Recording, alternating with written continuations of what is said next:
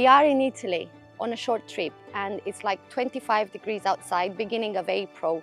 This is like a hot summer day in the UK. We did it. We finally got to achieve one of our biggest dreams as a family. After months of research and talking to different agents and exploring the options available to us, we bought a beautiful farmhouse in the Marche region, which is growing in popularity in Italy.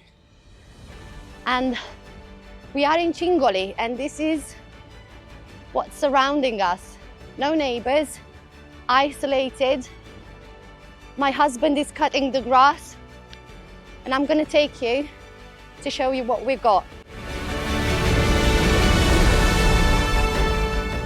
Have you thought about the possibility of becoming a property owner here in Italy? Or maybe wondered what it's like to embrace la dolce vita lifestyle and make Italy your home sweet home? I want to share with you my experience of buying a property here and the steps we took to become owners.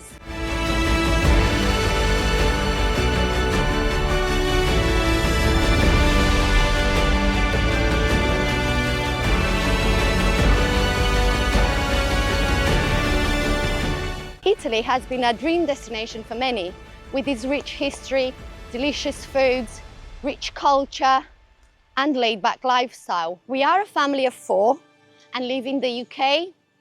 Italy has been our go-to escape from our busy lifestyles back home, and it has become our favorite holiday destination, where we could escape our routines and reconnect as a family. With every trip here, our love for the country grew bigger, until we couldn't resist the idea of owning our own place here. And so our journey began. Researching, looking at what's available. We didn't want a flat, we didn't want something in the town. We wanted something in the countryside, a farmhouse full of character and surrounded by nature.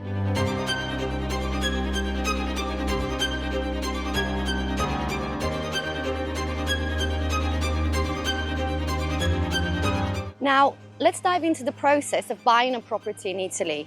I'm not a property expert, but I want to share with you the learning that I gained from buying this property, and maybe that would help you gaining some views or making an idea of what it takes. I think the best thing is that you have to think what's right for you. What is it that you want? What is it that you would need? Are you thinking about a house to become your holiday home, or maybe you're thinking about investment and rent it out to make a passive income? For us, we are a big family. Our extended family is quite large, and we love our holidays here. We love coming in as a big group, and we wanted something outside of the busy lives where we could have fun, we could have peace and quiet as well, and we can indulge ourselves in these beautiful landscapes. Finding a property agent that is knowledgeable comes in handy. However, our expectation was quite challenged because in the UK we're quite familiar with the process. We are owners at the moment in the UK, and this is our second property. So we had the experience of dealing with estate agents back home. However, in Italy we found it a little bit more tricky. I guess some of them don't take you too seriously at the beginning, and you have to persist with your calls to let them know you are really interested. After weeks of research on internet and mainly on Idealista website, we got down to a list of homes that we really liked in this area, and we started making our calls and booked appointments within a week and came here to see those. Now, we've decided on this property for a reason, and that reason, I think what got my attention was the description of it. It was an absolute beautiful story around the nature surrounding the farmhouse. The house was built in 1950s and is full of charm and character. It's surrounded by beautiful landscapes, mountains, and the beach of Senigallia is only like 30 minutes away. 15 minutes away from the airport. We've got all the amenities within the reach, but also we've got the peace and quiet we were looking for. We are on the ground floor of the property, and this is, as you can see, all concrete. Now, downstairs is livable and we've got all the facilities we need. However, this needs all renovation. And the process of renovation is something else, something that we haven't really thought through. And I think the main bit for us was the earthquakes. Now, Italy has a legislation around earthquakes, and this will need to be reinforced for that. Whilst the house is quite solid, it does need all the reinforcement. And I will talk to you in a different video about the costs of that and what we thought we would pay and what's the actual reality of it. Now, I want to take you upstairs. I want to show you what it looks like. Upstairs, we have a family bathroom here. And now we're going into the main dining area, dining, kitchen, lounge.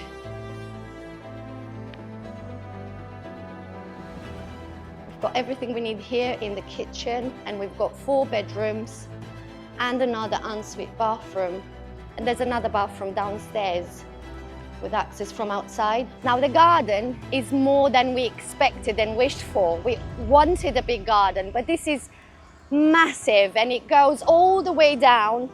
We've got plenty of space to build a very large swimming pool in here and make lots of fun places for the kids. You can find some properties in Italy that are quite cheap and they come with a bit fair of land as well. However, there is a catch, and that's the renovation costs, which I said to you, I'll talk about this in a different video because there's lots to cover. So please do stay tuned and subscribe if you're interested. So this farmhouse was initially on Idealista website, priced as 250,000 euros, but we've managed to negotiate quite a bit on it, and we got it just below 200. And I guess that's kind of a pro for most properties in Italy. You can negotiate quite a bit, unlike the UK, where you're lucky if you get a couple of £1,000 off. And once you've decided on a price, you start the process. And for us, we looked initially at getting a mortgage in a UK bank to see if we would be eligible. However, when looking on the banks like HSBC and other banks in the UK, they do have a list of countries in there, but Italy wasn't one of them. And I don't know exactly the reason. We saw Spain, we saw quite a few countries, but not Italy. Then we looked at Italy to see if an Italian bank would support us with a mortgage, and they do actually offer mortgages to UK residents. However, there is a catch around debt, and we did not qualify at the time. In order to be eligible, you would have to have 40% deposit, 40% of the cost of the property deposit, and they will borrow you the 60%.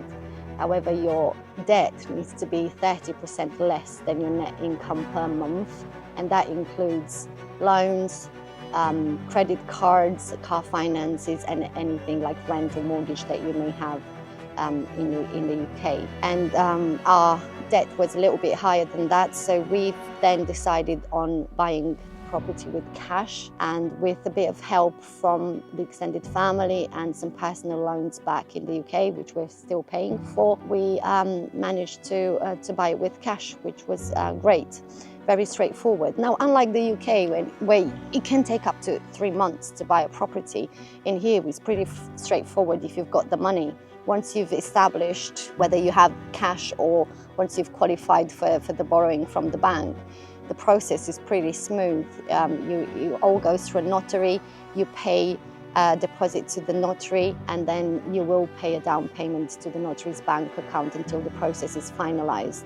There is a proposal that will be signed by you and the owner of the property, and once that's signed and the money are available, you have to come in person and complete the final deed. Now, there is a thing here: if you change your mind and you don't have a good reason for it, you will lose that down payment. We put as a down payment £30,000. And we could have lost it if we changed our mind without having a good reason, and that money would go to the seller. This is something that the estate agent did inform us about. However, if it's something wrong with the house and you were not informed and you changed your mind, you will get your money transferred back into your bank account straight away. During the final deed, you can make the payments either by bank transfer or by checks if you do have an Italian bank account. A bank account in Italy, it's good to have because it will help you pay the bills after the buying process, and it can be done pretty easy, but you do have to come in person. Now, just one thing to mention, just before the final deed, you will have to pay the real estate agent fees, and they get paid by the buyer, but also by the seller. And for us, it was 3% plus VAT, but I guess this varies for different estate agencies, may have different prices. You would also have to pay the notary's fees, and again for us this was just below £5,000. Once the deed is signed, you become the owner, but the process has to be completed in person. So you would have to travel here and meet with the notary and the owner and arrange for all the paperwork, signing and so on. Another thing that I want to mention is that you would need a tax code, an Italian tax code, and this is a code with letters and numbers that you can use in Italy in any public office. And for us, it was easy because the estate agent applied on our behalf, and I guess it's something that you can explore with the estate agent if they can support you with. I hope I covered most of the relevant parts about buying a property in Italy. However, if I left you with any questions, please do leave me a comment down below and I will get back to you. I will aim to post regularly, and I will share with you our experience here, our adventure, our renovation, lots of videos to come about the lifestyle we're experiencing here. So please do subscribe if you're interested. Until next time, ciao ciao.